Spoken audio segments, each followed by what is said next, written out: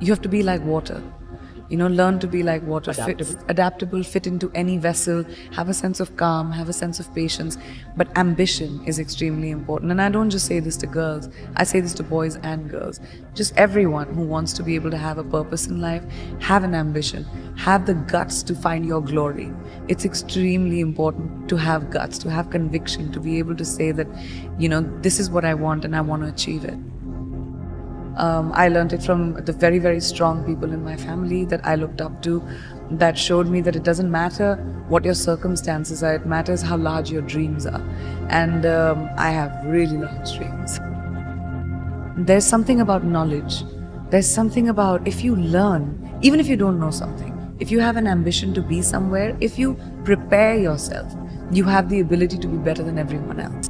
I like to be prepared for everything, even if it's an interview, even if I'm going for a red carpet, even if something is trivial to someone. Honesty is very important in relationships, whether it's with friends, whether it's with family, whether it's with your loved one, whether it's in a romantic relationship. I think being real to what you really are feeling is very important. And a lot of people don't have the guts to do that because we are always pretending to be a certain way so that we can maintain a relationship. But I think the healthiest relationships happen when you have the ability to call out someone and say, well, that's not right, or I don't feel a certain way and you're wrong or you're right, and to be able to talk about it. It takes taking that cloak of being careful about your emotions off, but that's very important. I really feel like you are defined by, every time you're defined by what you do next, not what you left behind. There's no point of doing the same thing over again. I try not to do the same thing over again. You have to take risks. Risks are so important in evolution. Playing it safe, yeah, you can have an existence, but you'll never be someone who's a trailblazer. My dad was extremely sensitive, but he was also like my biggest champion. The one thing that I learned from him was the hustle. He always taught me that don't be afraid of the failure. What you do next after failure is what will define you. Everyone fails. It's going to happen to you, it's going to happen to me, it's going to happen to everyone. Instead of sitting on your hands and saying, I can't do it again, find the courage inside of you and saying, what can I do differently? How do you look back into your mistake and say, all right, that was a mistake, great, not doing that again. That's something I really learned from my dad. My parents never wanted me to have a what if in my life. What if I had done it? What if I had tried that?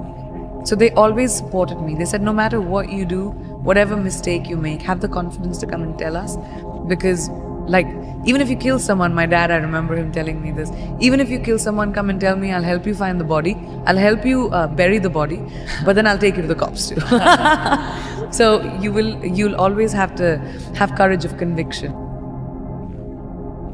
We spend our entire lives trying to figure out who we really are, and then we change. And then we figure it out, and then we change again.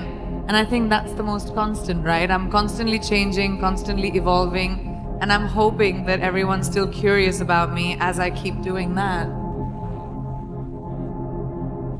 I've had so many times whenever I'm doing interviews, people always ask me that, oh, you're doing a movie with, a female co-actor. Did you guys get along? Were there catfights?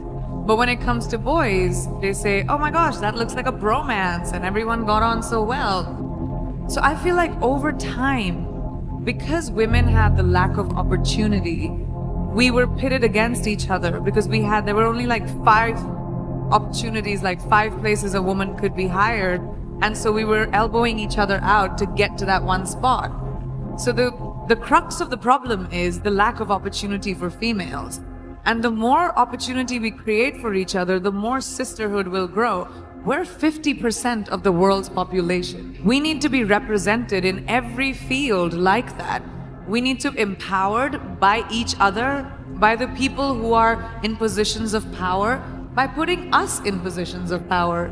So I realized many, many years ago that the more I champion women, in my own small way, maybe I'll be able to create a world around me at least where, women run the show, because we kind of do it really well. We just aren't given the opportunity enough, Yes!